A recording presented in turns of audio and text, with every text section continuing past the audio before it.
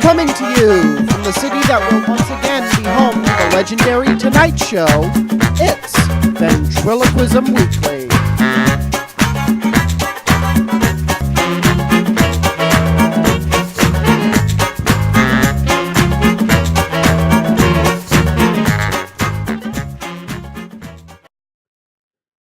Well, welcome back. Have you been there the whole time? Just kidding. It's Monday, January 27th, 2014. Your resident Ventrilo interviewer, Matt Bailey here, ready and raring to go back in New York City for Season 2 of Ventriloquism Weekly. I am so glad you all stuck with me through our break over Christmas, New Year's, and the polar vortex. That one is important. And now it's time for your patience to be greatly rewarded by way of a wonderful discussion with Taylor Mason. Known for his appearances on all 5 of the Thou Shalt Laugh comedy specials, Mason's credentials as a top-notch performer are about as long as the many miles he travels all year to bring his creative comedy to audiences all over the world. Here now, our interview with Taylor Mason. Taylor Mason, welcome to the program. Thanks so much, man. I'm thrilled to be here. I'm glad to be on with you. Oh, thank you so much. We're so glad to have you. I know I've looked up to your career, and I've followed your career since I first got into ventriloquism myself. So the question I wanted to start with is, how did you get into this wonderful art form?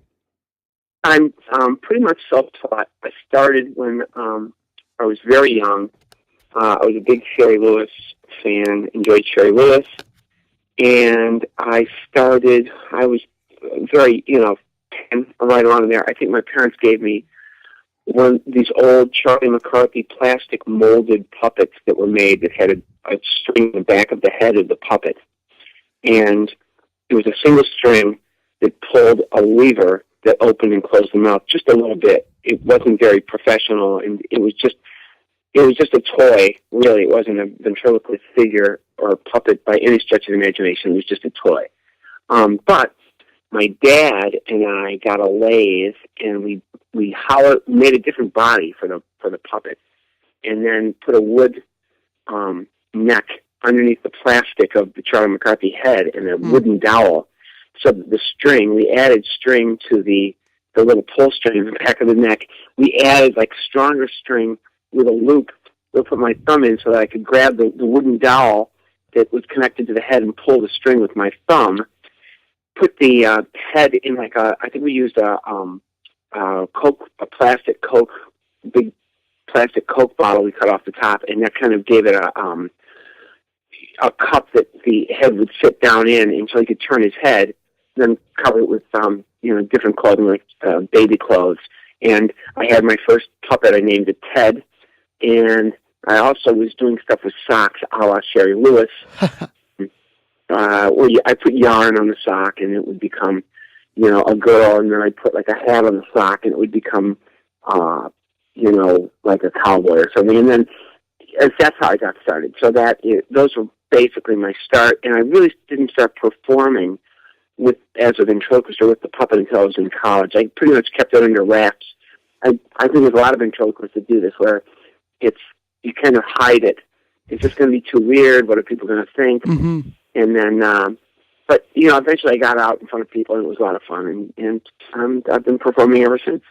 Yes, I must confess. Like I said, I've followed your career and what you've accomplished since I first got in. I remember one of my introductions to this art form was the first Thou Shalt Laugh. So like I said, so when I was researching to do this interview, I read that you started doing it in college and with your fraternity, if I'm not mistaken. And what was the spark to say, okay, I'm going to pull the puppet out of the closet and I'm going to do this at college and hope it works? I was a college football player. I was a very bad one. I really hurt my left knee badly. I had major surgery. These days, probably they could just go in with a laser and fix it quickly. But in those days, 1976, it was a debilitating injury, and they opened up my knee. They retied the ligaments Ah. and, scraped the kneecap, the whole thing, and then sewed it all back up. So I was in a hip-to-ankle cast for about 4 months. And during that time, my fraternity was very popular. It was a very popular place to hang out. And they every weekend would have what were called after-hours parties. After the bars had closed down in town, my fraternity would have a huge campus-wide bash. It was a huge campus. The University of Illinois is about 35,000 students. So at that time, they would have dance music playing, and I had this cast on, and I had nothing else to do, so I was spinning records, old, the big LPs. Yeah. This is before. This is back in the day. So somebody gave me a microphone and said, one of the fraternity brothers said, "You know what? Why don't you just announce? You can't go anywhere. You can't dance. You can't do anything. Why don't you just be like the announcer?" So I took the microphone and began. I don't know. I made fun of our football team because we were so bad. Made fun of myself. Made fun of the college president. Made fun of our fraternity and my fraternity brothers, which they actually loved because it gave them attention. And as I'm doing that night, a kid from another fraternity, like a block away, came over and said, "I'll give you $50 if you'll do this at my fraternity next Friday night." So I went to the fraternity. A week later, I go to that fraternity and I do it, and I realize I don't have any material. I don't know what I'm going to do, but I did have in a suitcase in my little room, in a closet at the fraternity, I had the puppet. So I went up, got Ted, went over to their fraternity. I didn't really have an act. They had a sound system and a microphone, thank goodness, and I performed, and I got my $50, and while I was doing that show, a girl from a sorority came up and said, "We're having a sorority dance in 2 weeks. Would you be the entertainment and spin records at our sorority party?" So now I had to write an act, which I did, and after that, I upped my price. I think when I was done, I was working almost every weekend. It was crazy, but I'd play football on Saturday afternoon, and then run to some fraternity or sorority party or campus party somewhere, set up my sound system, and spin records and tell jokes and do ventriloquism. And I was probably earning $200 to $250 for every one of those shows, which to me was incredible and a lot of money. And so I've never looked back. You've been busy ever since, huh? Yeah, that was let's see, 2009 to that was 30 some odd years ago that I started. 31 years ago that I started. Well, more than that, actually, 35 years ago that I started performing in college, and I've never stopped. I've never really had a job, Matt. I've just done this. That's great. Yeah, no, it's not a job at all. And throughout that time, I'm sure, or at least now, but I'm sure throughout that time, you've managed to keep your comedy clean. Very, very nice. Very nice touch. And one of the questions I've always had for you is, how does someone go about writing clean comedy that just packs such punch? I mean, I saw you live at the Vent Haven convention, as a lot of us did, and we were rolling in our seats, but you never utter one foul word. How do you write comedy? A lot of that is, first of all, it's like doing homework. It's very hard. A lot, I would say, when my children, when my sons, they're not children anymore, they're young men, they've seen me, and one of the things they always say is, "You never had any new material." And I write a lot, but it takes me a long time to write, say, 5 or 10 minutes of comedy material, because the right comedy material that packs that punch is very difficult. And I'm working in front of various audiences, so the only way to do it is, it's like homework. You have to write a lot. I write at least 3 jokes a day, and then don't be afraid to put them in the act. And if they fail, don't keep them in the act. Just move on to something else. And so that's what I do. Another problem I have is, of course, being clean. I'm considered a children's entertainer. I'm considered a comedy club entertainer. I'm considered a cruise ship entertainer, a casino entertainer, a church entertainer, a synagogue entertainer. People think, oh, we can book him since he doesn't curse. He's appropriate for our blank, and that could mean.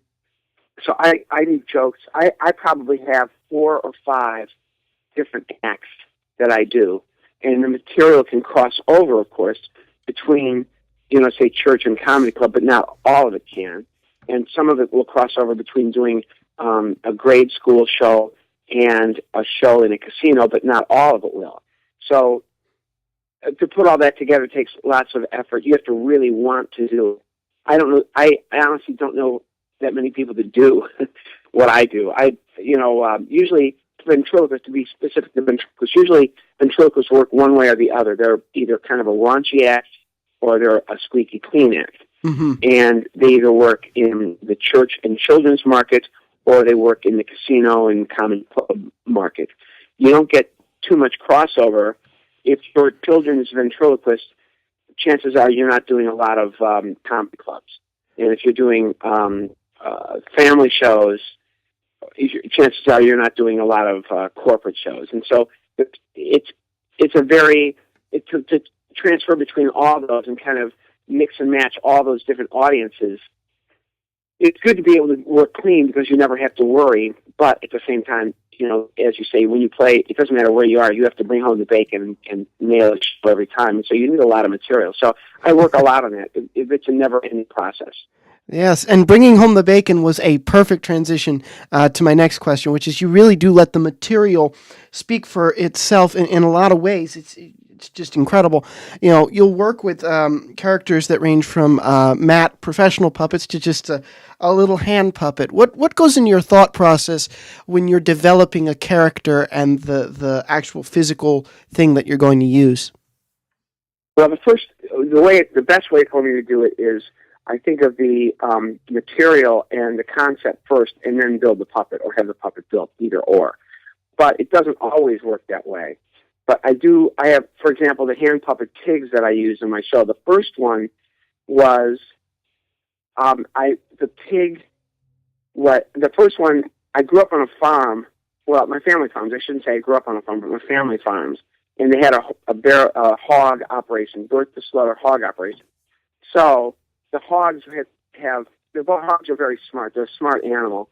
And, when I was a little boy and a kid, they always seemed to, have a personality. And it's always been kind of a thought, well, I'm going to have a pig in my act. And it just so happened that I found this pig puppet somewhere. I can't remember where, but this is around the same time that I'm doing performing with socks or building socks. And I decided to my grandmother was and she was always after me to, instead of being boring, sitting around the house, we would do stuff. She was a seamstress. And she was the first one to kind of put the idea in my head to have a pig in my show. And lo and behold, many, many years after that, I created a pig kind of based on what she had taught me. And I did an act that was kind of an ugly pig, but I was at the time working in comedy clubs. And I found a better looking pig, a much higher quality pig than the one that I had built. And it worked for me on a couple of levels. One was, the pig was very popular, and I would sell the pig after the show. And I knew farming, and I kind of had already written in my mind how the pigs were going to talk. He's going to be very smart. He's going to have an accent. I didn't know at the time I was going to have him be like a German pig, like sauerkraut, Wisconsin German pig, or if he's going to be a Spanish, a Mexico, like a pork taco. I didn't know. But Taco and Paco, the name that I ended up choosing for the pig, kind of went together. One of my favorite ventriloquists of all time, Senor Wences, had a little puppet, or a hand puppet named Johnny, who spoke with a Spanish accent. And so I kind of thought, well, that already worked. I know that in the American comedy DNA, a Spanish accent for a puppet already works. So why would I might as well just go with that. And that is why I chose. I didn't speak Spanish at all at the time. I've learned a little bit since, but I just gave it a Spanish accent, gave him a name, Paco, and the pig was born, and it was like I had written material already. My point is I had already thought of how the pig was going to be, his personality, and I'd worked with this ugly pig that I had built. And so when I started working with Paco, it was a very natural, almost immediate hit in my program. There was no, I had to work on the material and get personality done because it happened so quickly, because it had already been defined from the time I was a little boy until the time I actually went on stage with it some 20 years later. That was already, and so that's a classic example of doing things what I think is the right way, whereas the character and the jokes and all the stuff, the content of what he was going to say was already in my mind, and it already like fermented and had been written down, so that by the time I actually performed, I was already set, and that's really the best way to go. And, I've done that with other figures as well. Now that's not always the case anymore, because now I'm much older, and let me think of a classic example is I got hired by a company in Missouri to do their radio, TV, and billboards, their commercials for an insurance company, Missouri Farm Bureau Insurance. Mm-hmm. And this was a case where they told me that this is what the puppet's going to be. He's an old farmer. Now write the jokes. And here's the puppet. They had the puppet built. Now you have to make it work. And that's fine. I'm comfortable with that, but that's not the best way to go. The best way to go is to kind of think of the character, and that was kind of put on me. And I'm always amazed when people go and buy, oh, that's a great looking puppet, I'm going to buy it, and they shell out the money. They get the puppet, and then they don't have any, there's nowhere, they haven't thought about it, they've figured out what they're going to do yet, and now they have to kind of plan what they're going to do with the puppet before they even thought about it. They just bought it because it was such a good-looking item, which I understand, and it can be done, but it's much easier to create in your mind the personality and how it's going to work and do it secondary. Yes, absolutely. Now, your act isn't completely just ventriloquism. You do other things, and it's a very unique act. How has it and why has it evolved into this unique, one-of-a-kind thing that isn't just ventriloquism? Well, first of all, to differentiate yourself from everybody else let's see, comedy is a very popular business right now. And it really started becoming huge, I would say, in the 1970s and early 80s. So I was in college during the 70s and early 80s. And when all these comedy clubs started up, Saturday Night Live had become very popular, and you had all these, it used to be stand-up comics were very rare. All of a sudden, there were tons and tons of stand-up comics, and they were all making a living. But they were all pretty much very, very much the same. And I think it's a tough business to be in now, because everybody kind of, a comic goes on stage, and he is the product, and they're all, it's very hard to differentiate yourself. That's why guys do such extreme things and use extreme language and try to quote unquote push the envelope, and because it's a very things are very similar. It's very hard to differentiate yourself. However, I have skills where I can play the piano, I can write jokes, and I've always thought of myself as a comedian who does ventriloquism, or a comedian who's also a musician, as opposed to a musician who is funny or a ventriloquist who does comedy. It's the other way around. I'm a comedian who does ventriloquism. And so that's a huge difference, because my goal is not so much to be a great ventriloquist. My goal is to be a great comedian and make people laugh really hard, and then charge an appropriate fee for something that nobody else can do, i.e., do stand-up comedy, do ventriloquism, and perform music, and make people laugh and enjoy themselves a lot. So it's also a business. In any business, in any whether you're making hamburgers or you're building motorcycles or you're selling Coke, whatever it is, you have to. What is it about your product that differentiates you from all the millions of other products that are out there? Some of it is customer service, obviously, being professional, showing up on time, doing the time, and making as many people happy as you possibly can. Some of it is the quality of your product It has to be as good, if not better, than all the other products out there. You have to price your product accordingly, especially matched up with what you're giving the audience. And then from the audience or your client or your buyer's standpoint, what is the value that they're going to get for paying whatever they paid, whether it's an entrance fee to a comedy club or a set fee to do a show in a theater or for a corporation. What is the value that you bring to them through your product and your customer service? So all those things are kind of why I've chosen to do what I do in the way that I do it. It's kind of not just an artistic and theatrical model, but it's a business model as well. So I've tried to combine the two of those things. And, for the most part, it's worked for me. Oh, it's worked. It's great. And you wrote a book about it, The Complete Idiot's Guide to Ventriloquism. And, of course, I believe that's a franchise of books, sort of like the For Dummies series. How did you come in contact with them to do that project and put all of these things in a wonderfully comprehensive book that I encourage everyone to go out and buy and read? The book, Penguin, a division of Penguin, I think it's Ava or Avon. I can't remember that. I'm such an idiot. I don't even know. I should look it up online right now. But the division of of Penguin does a series called The Complete Idiot's Guide to Fill in the Blank, and it could be a complete guide to wallpaper, complete guide to installing carpet, complete Idiot's Guide to repairing automobiles. They saw me in a comedy club. The people that do the production of these books saw me in a comedy club, and they came specifically to see me. They had contacted some other ventriloquists, I don't know who, and had asked for writing samples, and they were looking for someone who could write and describe ventriloquism. They had struck out, I don't know who they had talked to, or the ventriloquist they just rejected and said, no, I don't have time for that. So they kept looking for people, and they finally find me.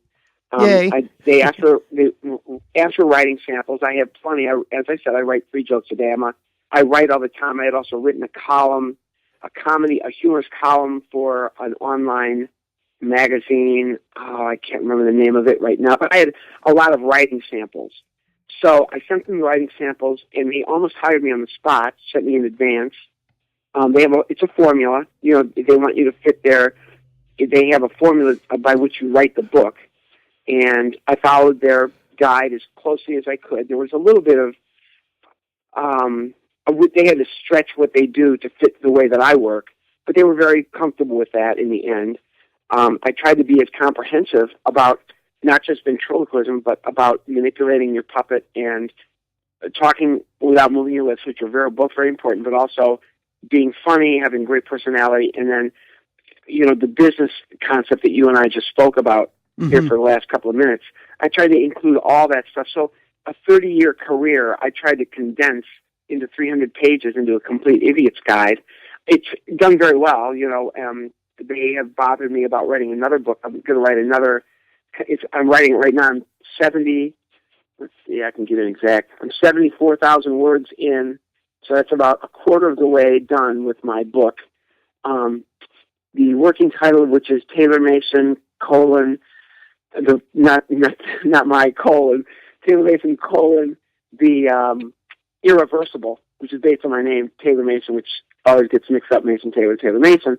So my book is called Taylor Mason: Irreversible, and I don't know when it'll be published because my New Year's resolution for 2014 is to finish the book. I'm 75,000 words in on January the 13th. So I would say there's 150. Probably by the end of February, I'll have the first draft done, and then I'll just keep working on it from there and send it in and see what they say. And they're encouraged, because one good thing, and I encourage everybody to write a book. It's a great exercise, and it kind of enhances your career if you're in show business. Yeah. But you learn a lot about yourself, and I'm hoping that I can get it done this year. I'm hoping it will be published this year. I'm thinking even about, frankly, now that I'm into it and actually doing the work, I'm thinking about self-publishing, and we're doing including like a video that would go with it, and maybe some music as well, and have it be a whole project. So we'll see how that turns out. That's great. That's really cool. Well, Taylor Mason, you're a busy man. I want to let you go here, and with just one last question left, I always end on this question. Coming from 30 years of experience and hopefully, 30, 60 years more of great future ahead for you, what do you want to see with this generation of ventriloquists coming through and learning? What do you want to see? Well, let's see. First thing I want to see is don't compete with me. That would be the first most important thing. Is just you know don't do anything that would take work away from me, because then we'll have an issue, and you don't want to meet me in a dark alley. Let's you know what. Well, I'll tell you what, Matt. The thing that I always enjoy, and this goes for ventriloquists, musicians, comedians, actors, writers, performers, dancers, all these people I've worked with over my career. You know, I always look for something new and different, something that is a signature that is you, because there are lots and lots of millions of talented people out there, and there are a lot, as you know, there are a lot of really great ventriloquists, and I mean a lot. When I wrote the book, I learned there's more than just the Jeff Dunham, the Terry Fader, Ron Lucas, Jay Johnson contingent. There are a lot more, and I mean a lot more great ventriloquists out there. So, what am I looking for? I'm always looking for the one thing that I say, wow, I've never seen that done before, or that's a really interesting way of doing stand-up comedy, or playing the piano, or playing rock and roll music, or doing ventriloquism. So I'm always looking for something that is unique, very different. The example I'll give you from myself is actually letting people come up on the stage and take my puppets, literally give them my puppets, Yes. and then have them. Where it's not like the ventriloquist who brings somebody up and kind of makes fun of the person as they try to talk, which is fine. I'm not judging anybody else's material, but I wanted to do something. The point is, I wanted to do something completely different. So I bring people up on stage, and they become the performer. They become their personality, their sense of humor comes out as they work with one of my puppets. Oftentimes in an awkward situation, because they didn't know they were going to have to come up and actually be a puppeteer during a show, but it always works. And for many, many years, it was like the signature piece of my act. And so I'm always kind of looking for that. I expect that from myself.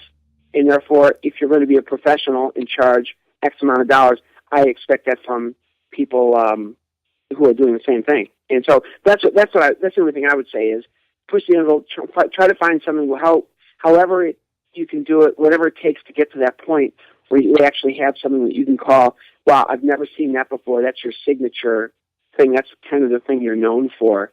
Then that's what I kind of would encourage people that are starting out now and what they're going to do. I would encourage doing that. Well, that's great. Thank you so much, Taylor Mason. I will personally be seeing you at CAX here in a couple weeks at the time of this recording, so I can't wait. Thank you so much for coming and being on the season premiere of Ventriloquism Weekly. Your time is very much appreciated.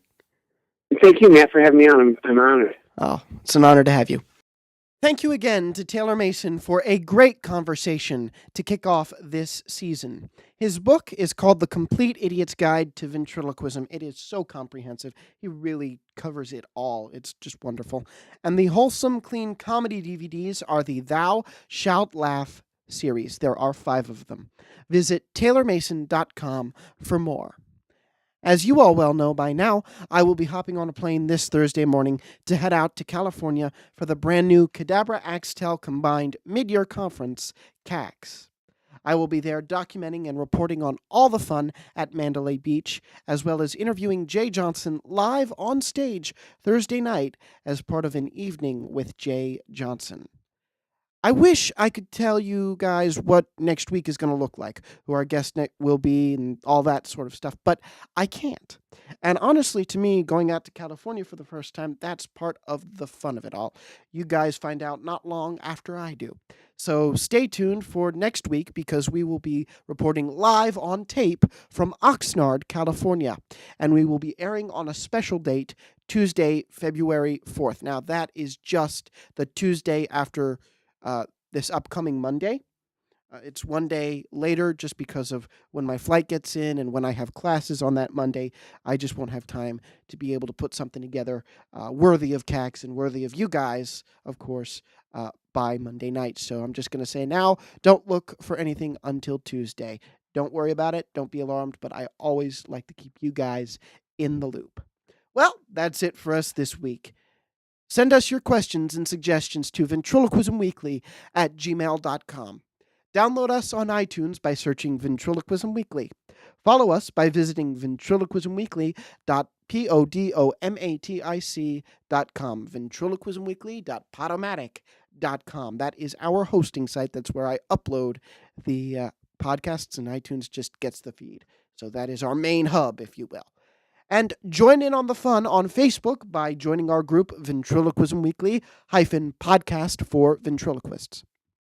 Guys, let me tell you, this feels like that saying about, hopping on a bike and getting back on the bicycle. This is so much fun. I am so glad to be settled in here in New York and ready to take this show into the spring with you all. We are out for another adventure. So many more surprises for you, more surprises for me. I have no clue what's coming up for a lot of stuff.